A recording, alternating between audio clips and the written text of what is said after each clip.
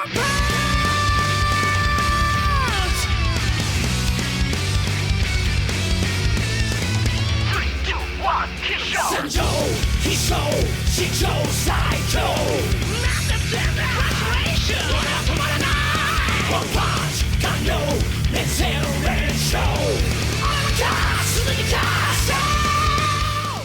teman-teman, perkenalkan nama saya Dian Lucy Angelina. Sekarang saya lagi berada di Paroki Santo Yohanes Pembaptis Perawang. Dan di sebelah saya sudah ada Romo Paroki dengan Romo siapa, Romo? Romo Antonius Suedi Obiku. Oke, baiklah teman-teman, kita langsung saja lanjut ke pertanyaan yang pertama, yaitu menurut Romo, apakah katekese itu? Katekese itu lebih pada pengajaran. Itu adalah salah satu tugas seorang romo untuk mengajar kepada umatnya. Jadi kalau katekese berarti mengajarkan sesuatu itu apa? Ajaran gereja, pelajaran gereja, tradisi gereja, kitab suci, liturgi dan lain sebagainya yang berguna untuk pengembangan iman umat. Jadi katekese berarti pengajaran seorang katekis terhadap objeknya, yaitu umat. Pengajaran intinya. Pertanyaan yang kedua, Romo. Menurut Romo, apa yang dimaksud dengan dasar, subjek, dan objek katekese? Dasar dari katekese itu ya, dasarnya adalah Yesus sendiri. Yesus sebagai dasar dari katekis, dasar dari apa yang harus diwartakan oleh seorang katekis. Dasar yang harus diwartakan Yesus. Nah, kemudian subjeknya siapa? Subjek katekese itu kami, para romo, romo itu artinya juga hierarki ya. Kalau mau dikatakan hierarki dari mulai uskup, romo, kemudian diakon, itu dari subjek katekis. Katekesnya. Kemudian objeknya, tadi objek ya? Ya, objek. Objeknya itu umat sekalian. Nah, kan jelaskan kalau dasarnya itu Yesus, siapa pelaku katekisnya? Hierarki. Objeknya siapa? Umat.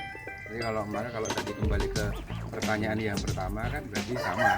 Jadi kan katekis apa? Katekis siapa? Mengajar. Lalu dasarnya apa? Yesus. Kemudian objeknya apa? Ya orang yang mengajarnya. Objeknya siapa yang diajar. Saya kira begitu. Ngerti nggak? Mengerti, Romo. Oke.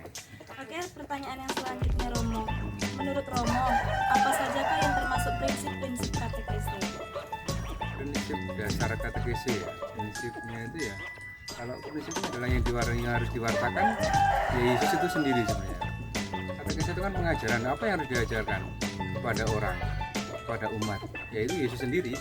Yesus yang harus diajarkan kepada semua orang supaya Yesus itu semakin didalami, semakin dimengerti. Apa dulu tindakannya, apa dulu ajarannya, apa yang dulu dilakukan, bagaimana sifatnya, bagaimana itu harus diteladani oleh umat. Itu prinsip paling dasar dari katekese saya rasa adalah Yesus. Yesus itu yang menjadi pokok dari katekese itu sendiri. Itu yang harus diwartakan oleh hierarki, oleh seorang imam, oleh gereja. Nanti kalau ada peran lain awam sebagai katekis, nah sama dia sebagai katekis juga, katekis awam yang harus diwartakan itu Yesus. Prinsip dasar dari katekis adalah Yesus yang harus diwartakan. Masih ada? Masih dong, Mo. Menurut Romo, pertanyaan yang selanjutnya nih, Mo. Menurut Romo, manakah identitas katekis? Identitas katekis ya. Identitas katekis ya berarti dia harus mengikuti siapa yang diajarkan tadi. Yang diajarkan tadi siapa? Yang tadi Yesus toh? Yesus, toh. Berarti kalau identitas katekis berarti ya dia harus mengikuti siapa Yesus itu, apa Yesus itu, bagaimana Yesus itu. Nah misalnya saya adalah seorang katekis, karena katekis paling pokok di dalam gereja adalah hierarki, uskup, imam, diakon. Saya sebagai katekis saya harus mengikuti Yesus itu ya, dengan segala bentuk yang telah ia lakukan, dengan segala bentuk yang telah ia ajarkan, dengan segala-galanya yang telah ia buat. Ya, saya harus mengikuti Yesus itu. Identitas utamanya adalah Yesus. Kalau dalam buku yang sudah sangat lama itu dulu pernah membaca juga, itu ada mengikuti jejak Kristus itu. Nah, itulah identitas seorang katekis yang mengikuti jejak Yesus yang tadi akan dilakukan. Jadi identitasnya pada mengikuti Yesus. Pertanyaan selanjutnya, Romo. Menurut Romo, apa artinya Yesus adalah pedoman spiritualitas katekis? itu seperti yang saya katakan. Berarti kan kalau dia menjadi Yesus itu menjadi identitasnya, maka dia menjadi pedomannya tuh. Apa yang telah dibuat Yesus pada zaman dahulu kala, pada waktu zaman Yesus hadir di tengah dunia, apa yang dia inginkan? Pertobatan banyak orang. Apa yang dia inginkan? Ya supaya orang kembali ke jalan yang benar. Apa yang Yesus inginkan? Menjalankan hubungan Tuhan dengan baik. Maka itulah yang akan dilaksanakan juga oleh siapa? Ya katekis. Nah kalau katekis itu melaksanakan, dia akan mengajarkan kepada objeknya. Nanti kalau kita ulang pertanyaan yang pertama, yang siapa? Umat. Nah jadi apa yang dibuat oleh Yesus dilaksanakan oleh katekis, dilaksanakan juga oleh orang yang diwartakan atau yang diwartai oleh katekis, yaitu umat lagi. Nah, kalau dikatakan pedoman, apa artinya pedoman? Ya berarti kita mengikuti tuh. Sama seperti yang saya katakan tadi, berarti kita mengikuti jejaknya Yesus itu loh. Dan yang harus mengikuti bukan hanya siapa ya, katekisnya, tapi umatnya juga yang harus mengikuti. Hanya mungkin karena umatnya belum tahu mendalami tentang siapa Yesus, dibantu oleh siapa? Katekis. Oke, pertanyaan selanjutnya Romo. Menurut Romo, bagaimanakah ideal kehidupan iman para katekis? Jelas. Pedomannya tuh apa idealnya ya? Iya, Idealnya mengikuti Yesus tadi. Ideal dari apa kehidupan katekis mengikuti Yesus tadi. Kalau dia bisa mengikuti Yesus dengan berbagai macam hal yang telah dibuat, dengan kepribadiannya, teladannya kan Yesus toh. Ya udah. Kalau mau dikatakan bagaimana idealnya hidup seorang katekis, ya saya ini katekis, ya saya mengikuti jejaknya Yesus tadi. Jadi saya rasa pertanyaan kalian intinya pada mengikuti jejak Yesus loh. Kalau kita berhasil mengikuti jejaknya Yesus dengan baik, karyanya, cara hidupnya, kemudian juga pewartaannya, nah itulah saya rasa hal yang paling pokok, mengikuti jejaknya tadi. Pertanyaan yang selanjutnya Romo. Menurut Romo, seperti apakah keutamaan katekis yang dirindukan oleh gereja? Kalau saya menyerap dari apa ya, pembicaraan saya dengan umat yang ada itu ya, sebenarnya yang diharapkan dari seorang katekis itu adalah ya mau untuk datang ke umat, memberikan pengajaran, mungkin dalam kelompok kecil, misalnya di paroki inilah ya. Dulu pernah terjadi itu keinginan umat itu untuk di lingkungan itu umatnya datang, romonya datang, kemudian memberikan pengajaran ke tengah-tengah lingkungan itu, atau juga ke tengah kelompok kecil-kecil yang ada.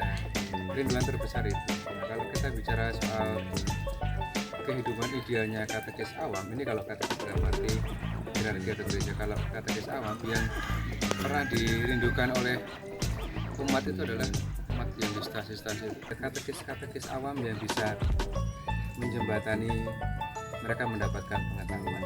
Nah gereja ini atau paroki ini juga sebenarnya sudah mencoba untuk menjembatani itu dengan katekis awam yang kita buat dengan cara apa? Ketua-ketua stasi itu per 3 bulan sekali untuk mendapatkan pengajaran. Tapi kan juga tidak selamanya apa yang diberikan oleh seorang imam mampu ditangkap dengan baik oleh pengurus stasi yang mau saya katakan di situ juga sebagai katekis awam. Nah, juga kadang-kadang umat merasa ini belum cukup. Pengetahuannya belum mereka dapatkan dengan cukup, mereka masih kurang puas.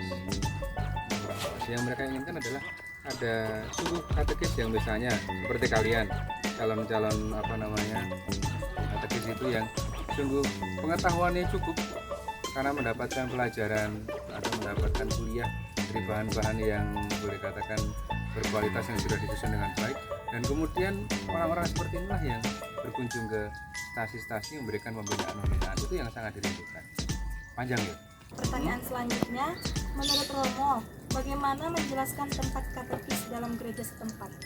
Peran ya? Iya. Peran katekis dalam gereja setempat. Sebenarnya kan katekis itu tugas. Romo, bagaimana menjelaskan tempatnya? Tempat di dalam gereja. Iya. Nah, tempat dalam gereja sebenarnya kan katekis itu kan masuk dalam katekis awam nih ya. Iya. Katekis awam kan masuk dalam kaum awam sebenarnya mereka. Nah kalau dalam kehidupan gereja pasti kan dia maksudnya di antara ya umat awam pada umumnya, hanya dia kemudian punya peran yang lebih untuk membantu tugas seorang katekis yang sesungguhnya, yaitu seorang imam, tadi uskup dan diakon di dalam penggembalaannya. maka tempatnya adalah ambil bagian dalam tugas dari gereja itu, tugas dari seorang imam kalau dia di dalam paroki. Jadi ambil peran di situ, dan inilah yang dimaksudkan dengan keterlibatan awam di dalam kewartaan. Dia ikut dalam peran seorang imam, membantu seorang imam untuk memberikan pengajaran kepada umat, karena mereka walaupun awam tapi juga mereka sudah punya pengetahuan yang lebih dibanding awam pada umumnya, entah itu misalnya katekis awam yang tidak sekolah seperti yang ada di paroki ini, atau mungkin yang juga sudah sekolah seperti kalian.